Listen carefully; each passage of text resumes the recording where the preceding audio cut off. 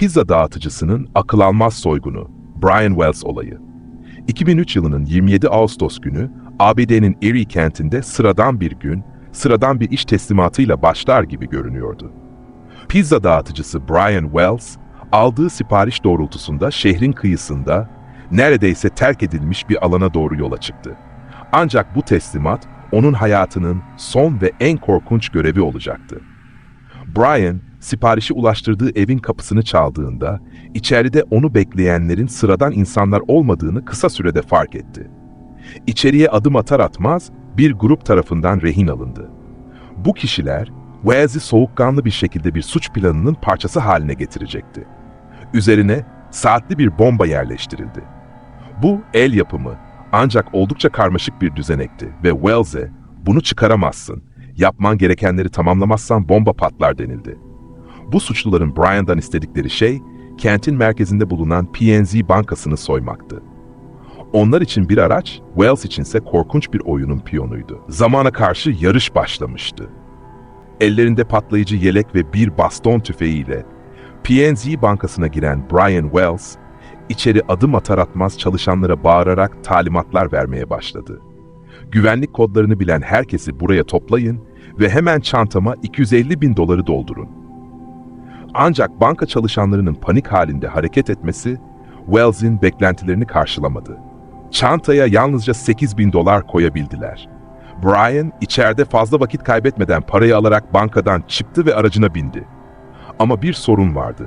Banka görevlileri çoktan polisi aramıştı. Brian'ın kaçışı hızla bir yakalanma hikayesine dönüşüyordu. Polis ekipleri Brian'ın arabasını banka yakınlarında durdurdu. Onu yere yatırıp kelepçelediler. Ancak bu sırada Brian, kendisinin rehin alındığını ve boynundaki düzenekte gerçek bir bomba olduğunu söylemeye çalışıyordu. Kelepçelenmiş bir şekilde yerde oturan Brian, yardım çığlıkları atıyordu. "Beni dinleyin, bu bombayı ben yapmadım. Birileri beni buna zorladı. Lütfen yardım edin." Polis, başlangıçta onun söylediklerini ciddiye almadı. Ancak boynundaki düzenek incelendiğinde Brian'ın söylediklerinin doğru olabileceği anlaşıldı. Bomba imha ekipleri çağrıldı, alan güvenlik çemberine alındı. Fakat zaman daralıyordu. Brian, oturduğu yerde sakinleştirilmeye çalışılırken bir anda boynundaki düzenekten tedirgin edici bir ses geldi. Kronometre aktif hale geçmişti.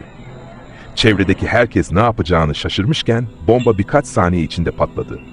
Brian Wells korkunç bir şekilde hayatını kaybetti. Polisler ve imha ekipleri geldiğinde artık her şey için çok geçti. Bu patlama yalnızca Brian'ın değil, tüm olayın daha da karmaşıklaşmasına yol açtı. Çünkü boynundaki bombanın yapısı detaylı incelendiğinde suçluların ne kadar organize ve soğukkanlı oldukları ortaya çıktı.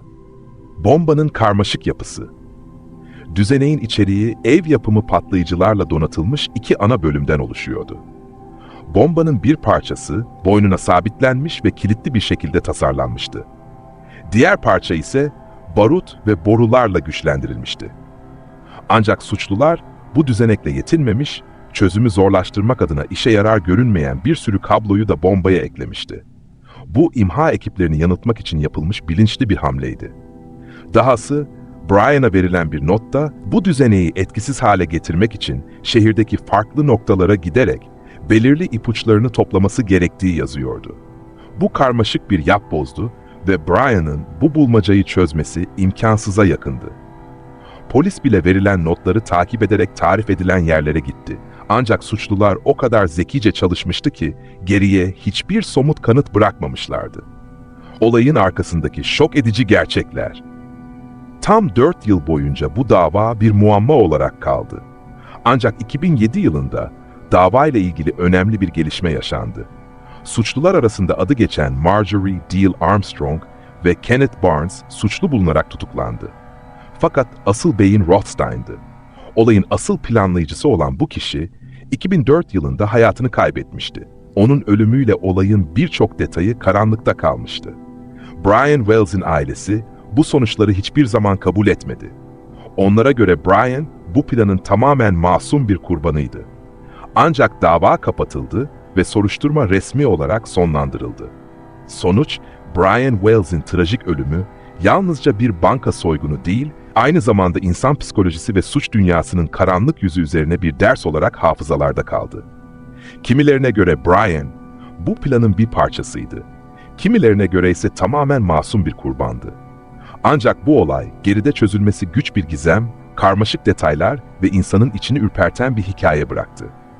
Bu olay, yalnızca suça değil, güven ve ihanetin insana neler yaptırabileceğine dair bir uyarı niteliği taşıyor.